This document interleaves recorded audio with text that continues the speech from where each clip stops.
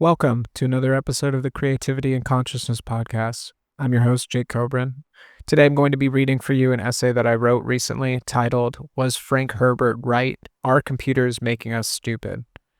This is obviously referring to the author of the Dune series, as well as a lot of other great sci-fi books, Frank Herbert, and some concepts that he explored in his Dune universe about how people became complacent and enslaved to thinking machines before rebelling against them and rediscovering their sovereignty and strength. This episode was sort of inspired by some thinking that I've been doing recently. Basically, I realized that most of the art and music and just I guess not just art and music, but also thinkers and philosophers in the past have been people before the digital age. I think of kind of the 1960s through the 1990s or early 2000s as being a golden age of music, especially, but also for art, literature, and even cinema. And although some of my favorite albums or movies did come about in the digital age, it used digital technology and computers somewhat sparingly. And I've been reading Mastery by Robert Greene again recently as part of Eric Godsey's year-long self-study curriculum that I've been following, which has been excellent. And I really recommend getting on that if you are listening to this. And I've read Mastery several times before, but as I've been reading it again, I've come to notice that all of the masters in the book are analog. And most of the masters that he presents in the book also came about before the digital age. So obviously and apparently being a master in today's world with digital technology means something different than it meant in the past. And there are certainly friends of mine who are masters of the digital realms and digital applications of technology. But I think that Robert Greene champions this kind of long, patient, and analog journey into mastery that has really made me think about my own life, because I use computers a lot. I use computers for almost everything that I do, whether it's a tattoo design or a painting design or a piece of writing or a podcast. I use computers and digital technology and increasingly implementing even some AI technology for what I create. And so thinking about this and then subsequently writing this essay made me think about perhaps experimenting with digital sabbaticals or limiting my use of computers and digital technology. And I'd be curious to do that for a week or a month or even a year. And though it may make things much more challenging, I would be curious to see what those limitations and challenges would bring out of me in my own development, and if they would make certain skills or tendencies stronger. In fact, I'm not saying that using technology is good or bad, and I hope you don't feel that way with this essay that I wrote. And obviously the title is a bit provocative, it's kind of like clickbait sort of a thing. But in any case, I hope you find this essay enjoyable. It's interesting too, because I'm recording this simultaneously with the release of Sora, which just came out to the public, which is OpenAI's video generation from prompt AI system. That's really remarkable, and I think is going to revolutionize and democratize the film and video industry. So I'm excited about that. I'm excited to explore what Sora has to offer and to see how it develops. But likewise, I'm also asking myself some hard questions about the use of AI and digital tools, and if it would be wise to perhaps limit them. So I really hope you enjoy this essay and this podcast, and thanks again for listening. Sending you all much love. Welcome to the Creativity and Consciousness Podcast, a space to explore the intersection of creativity, spirituality, and personal transformation. I'm your host, Jake Cobran, visionary artist, author, and your humble guide in the exploration of our consciousness. In each episode, we dive into ideas related to magic, visionary art, and alternative spirituality. I bring you conversations with leading thinkers and innovators to help us tap into our creative potential, expand our minds, and transform our lives. Whether you're an artist seeking inspiration, a spiritual seeker exploring new paths, or someone on a journey of self-discovery, this podcast is here to help unlock new possibilities and awaken our inner power. Let's journey beyond the ordinary. Welcome to the Creativity and Consciousness Podcast. Was Frank Herbert right? Are computers making us stupid? Frank Herbert's seminal novel Dune imagines a distant future in which humanity, after centuries of complacent dependence on thinking machines, stages a catastrophic revolt known as the Butlerian Jihad. In the aftermath, humans swear never again to rely on artificial intelligences that erode their autonomy and intellectual rigor. Deprived of digital crutches, society evolves new forms of cognitive excellence, mentats, individuals trained to process information with machine-like precision, yet guided by intuition, ethics, and nuanced judgment, become indispensable architects of strategy and governance. Herbert's narrative subtly suggests that when thought is not outsourced to machines, human intellect can soar to unimagined heights. But this scenario is not purely fictional speculation. It resonates with contemporary anxieties. As we navigate our era of ubiquitous computing, algorithmic recommendation systems, and social media saturation, we must ask whether our deep reliance on digital tools is diminishing our capacity for critical thinking, creativity, and deep insight. In essence, has our technology, designed to liberate us, paradoxically begun to make us intellectually weaker? Historically, humanity's greatest cultural and intellectual achievements emerged in societies devoid of digital shortcuts. Consider the artistry of Johann Sebastian Bach, Ludwig van Beethoven, and Wolfgang Amadeus Mozart, who composed symphonies of astonishing complexity and emotional nuance without computational aids. These musicians honed their talents through slow, deliberate practice, developing an internalized understanding of musical structure, harmony, and emotion. Similarly, the Renaissance masters, Leonardo da Vinci and Michelangelo, attained unparalleled heights of technical skill and aesthetic innovation without any form of algorithmic guidance. The Impressionists, Cubists, and Modernists later reshaped visual perception and artistic form by engaging deeply with the world around them, not by following data-driven prompts. Their achievements underscore a truth. Creativity and originality have long flourished in environments that demanded patience, focus, and critical discernment. In the sciences, Charles Darwin's theory of evolution emerged from meticulous observation, note-taking, and critical analysis of nature, rather than computational modeling.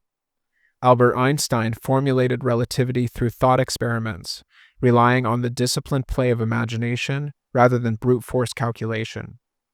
Carl Jung's analytic psychology, with its intricate mapping of archetypes in the collective unconscious, grew out of intense introspection, cultural study, and interpretive reading, rather than algorithmic data mining. Even Aleister Crowley's esoteric explorations, however controversial, illustrate a profound mental journey into symbolic systems and mythic imagination that was unmediated by digital filters. These figures exemplify what human intellect can achieve when it must wrestle directly with complexity, ambiguity, and uncertainty. The Butlerian Jihad stands as a cataclysmic turning point in Herbert's imagined Dune universe. Humans, having grown overly reliant on thinking machines, wake one day to discover themselves mere cogs in a cosmic apparatus controlled by the cybernetic overlords known as the Titans, and ultimately the Evermind Omnius. In this dystopian scenario, artificial intelligence has not only subjugated humankind, but has eroded their capacity for independent thought. Responding with a collective uprising, humanity reclaims intellectual sovereignty at a terrible cost. The subsequent cultural ethos in the Orange Catholic Bible forbids making a machine in the likeness of a human mind, ensuring that future generations cultivate their own faculties rather than entrusting them to digital entities.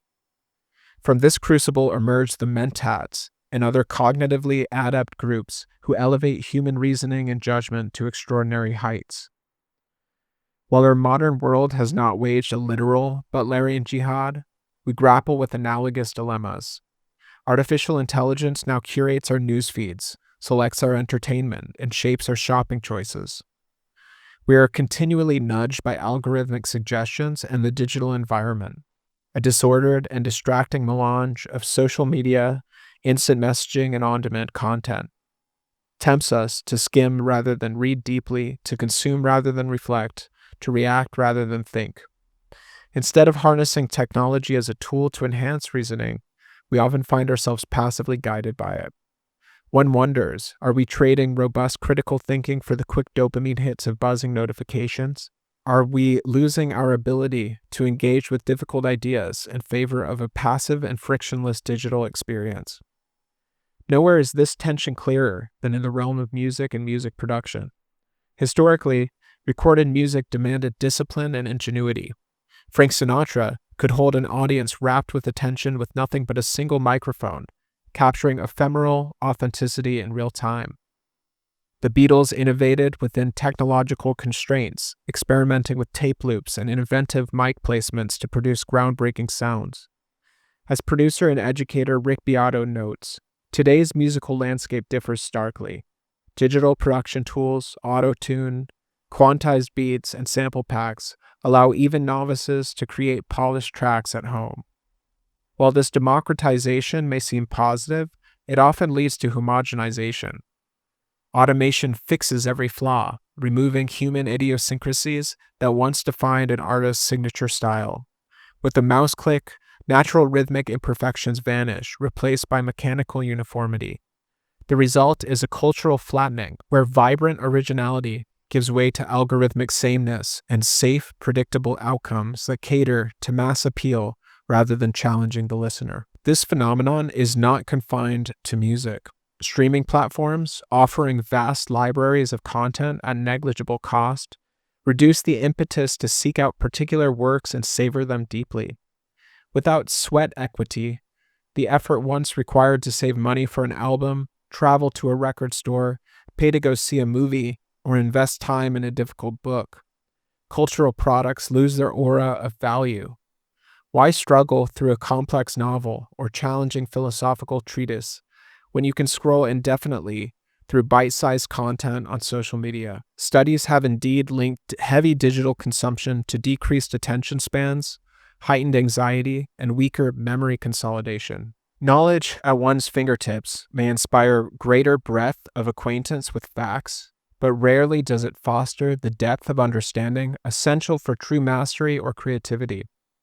The sheer abundance of information can dilute our capacity for critical discernment, leading us to mistake the fluency of quick searches for genuine expertise. The podcaster and writer Eric Godsey's metaphor of the shimmer, borrowed from Jeff Vandermeer's Annihilation, offers a vivid lens through which to view this phenomenon. In Vandermeer's narrative, the shimmer is a zone where familiar rules dissolve, identities blur, and perception grows unreliable. Godsey argues that our digital environment similarly warps cognition, with constant exposure to curated feeds, algorithmic stimuli, and instantaneous feedback loops. Our sense of self and our capacity for coherent thought risk becoming fragmented. The Great Rewiring, described by psychologist Jonathan Haidt, captures the same transformation. Between 2010 and 2015, As smartphones and social media became ubiquitous, a dramatic surge in adolescent mental health issues emerged. Spiking rates of anxiety, depression, self-harm, and suicide, especially among those who grew up knowing no other reality. The digital environment, with its glittering promises of connection and entertainment, exacts a psychological cost. It disrupts the slow rhythms of learning, reflection, and human interaction that once shaped stable identities and robust intellects. The broader cultural implications are unsettling. Our technologies, initially conceived as tools to augment human intellect, risk becoming subtle tyrants of our mental landscape. Without conscious oversight, we grow dependent on machine-filtered experiences that prepackage choices and limit our exposure to serendipity, contradiction, and complexity. We lose the mental exercise that comes from grappling with unfiltered information, from wrestling with challenging texts, from facing boredom and uncertainty without an immediate digital remedy.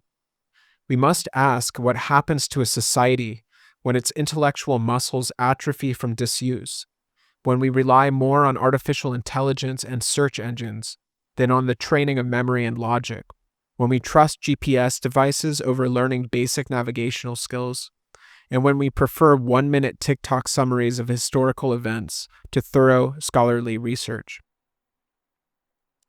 None of this requires a Luddite renunciation of technology. The lesson of the Butlerian jihad in Dune is not that machines are inherently evil, but that human beings must guard their intellectual sovereignty. Our digital tools can indeed democratize knowledge, expedite scientific collaboration, and open new creative frontiers if used judiciously. Yet the key lies in the word judiciously. The mentats of Herbert's universe did not reject all tools.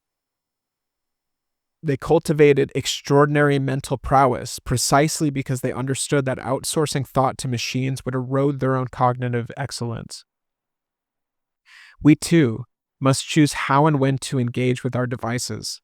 We might limit screen time for our children, enforce phone-free classrooms, or encourage digital detoxes where we disconnect to rediscover the virtues of sustained attention and quiet contemplation. Furthermore, Godzi's Dharma Artist Collective and its accompanying Dharma Sprint Challenges serve as rigorous dojos, helping artists consciously navigate the shimmer with focused intent. Reclaiming cognitive depth involves forging new cultural rituals. Just as individuals in the pre-digital world learned instruments, memorized poetry, or engaged in philosophical dialogues that demanded patience and subtlety, we could invest time in activities that train our concentration and interpretive skill. Mindfulness practices, reading entire books without interruption, participating in long-form debates, or learning a craft that requires deliberate mastery. These are ways to resist the flattening influence of digital convenience. In essence, we can cultivate a new form of neo-mentat training, strengthening our intellectual core so that we employ computers as partners in thought, not as replacements for it. Another path to intellectual resilience lies in educational reforms. Schools and universities could teach digital literacy, not merely as a set of technical skills, but as a critical stance toward technology. Students might learn how algorithms influence the information they see, how echo chambers distort perception, and how selective attention can limit intellectual growth. Encouraging debate, problem-solving without immediate online reference, and creative expression without templates could help restore a balance between digital resources and the cultivation of human ingenuity.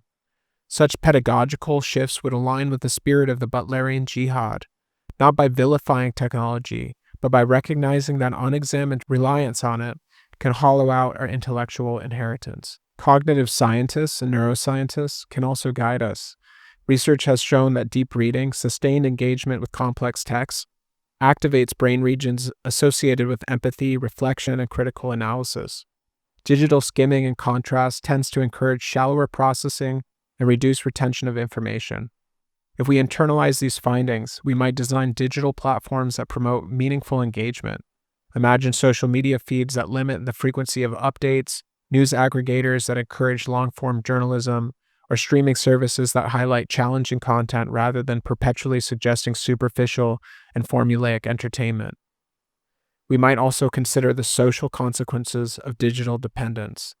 The public sphere, once characterized by in-person dialogue and print culture, now often unfolds in virtual spaces shaped by algorithmic sorting. Political polarization, misinformation, and the erosion of trust and expertise are partly consequences of digital systems that reward emotional reaction over thoughtful deliberation. Herbert's cautionary tale implies that when machines mediate our sense of reality, we risk losing the shared frameworks necessary for collective reasoning. To counteract this, we might invest in community forums, reading groups, art programs, and local gatherings that cultivate face-to-face interaction and restore some measure of embodied communication. Such efforts re-anchor us in the real world, where complexity and ambiguity are not anomalies to be solved but conditions that demand mature cognitive responses. Moreover, the mental health crisis that Haight's research illuminates, particularly among young people, cannot be divorced from the quality of our intellectual environment. The fast food model of information consumption leaves minds malnourished. Constantly bombarded by stimuli, individuals lose the capacity for solitude, for wrestling with their own thoughts, and for forming stable identities independent of digital validation. By deliberately fostering conditions that encourage reflection, slow thinking, and self-directed learning, we can help reverse these trends. The eventual payoff would be generations better equipped to navigate complexity, to innovate, and to empathize, qualities that define the best of human civilization. In all this, Frank Herbert's intuition seems eerily prescient, much like his famously prescient characters Paul Moadib and his child, Leto II. Though we have not risen in arms against our devices, the subtle infiltration of digital tools into every cognitive niche raises the stakes of maintaining intellectual sovereignty. The flattening of cultural production, where automated recommendations produce more of what sells rather than what challenges, should alert us to the importance of active curation. Without conscious effort, we may find ourselves awash in trivialities and distractions, our intellectual muscle memory faded. As we stand before a potential timeline that is dominated by artificial intelligence, we would do well to heed Herbert's warning.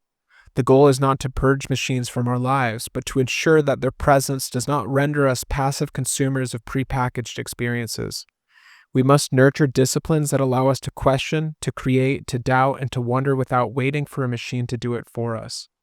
The heritage of pre-digital geniuses, Mozart, Bach, Leonardo, Darwin, Einstein, Jung, and the remarkable work they produced, is a living reminder of what the human mind can achieve when it engages the world without a digital intermediary at every turn. The shimmer metaphor that Godsey employs helps us conceptualize this challenge. Within this shimmering digital habitat, identity becomes fluid, values get blurred, and our attention fractures into shards of novelty seeking. If we fail to impose our own order and purpose, we risk dissolving into this ambient haze. But if we embrace this challenge, we may discover that the human mind, when exercised and respected, can integrate digital tools while preserving its core strengths. We might learn to use algorithms as prompts rather than directors, treating them as supplementary instruments rather than maestros.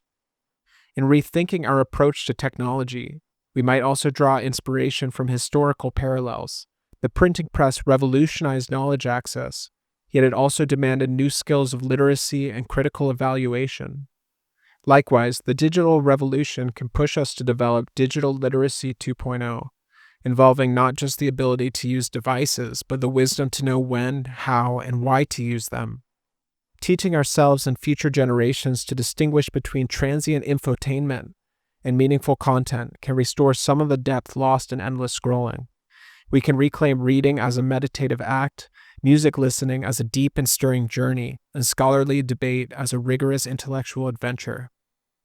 Herbert's fictional uprising against thinking machines offers a valuable mirror for our current predicament. We need not fully abolish technology nor return to a pre-digital age. Instead, we can acknowledge that the convenience and abundance facilitated by computers, smartphones, AI, and social media come at a cognitive cost.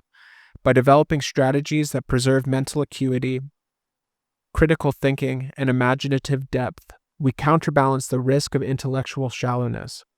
If we choose discernment over passive acceptance, reflection over endless consumption, and mindful engagement over automatic compliance with algorithmic nudges, we can ensure that the human intellect remains a vibrant driving force in our culture.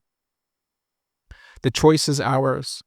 Embrace our digital tools on our own terms, or surrender to their tide, which will leave us weakened and complacent.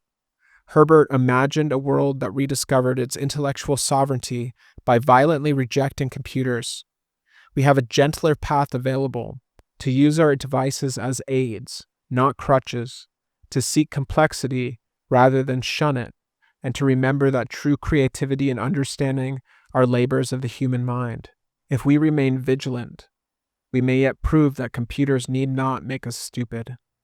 Instead, guided by the lessons of the past and the warnings of visionary thinkers, we can chart a future where human intellect thrives in harmony with, rather than enthralled to, the digital landscape.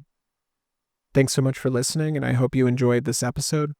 Feel free to write to me and let me know your thoughts, or leave a comment if you're watching this on YouTube. And if you want to join in the Telegram group, I post each week new episodes, and you can also leave your thoughts and begin a discussion in that group. Thank you for tuning in to the podcast. I am the DFT Elf. Escaping into your dimension. New episodes of the Creativity and Consciousness podcast drop each week. Make sure to subscribe so you never miss an episode. If you'd like to stay connected and join a like-minded community, hop in the Telegram group where we discuss the latest episodes and ideas they spark. Sending you instant love and gratitude for being part of this journey.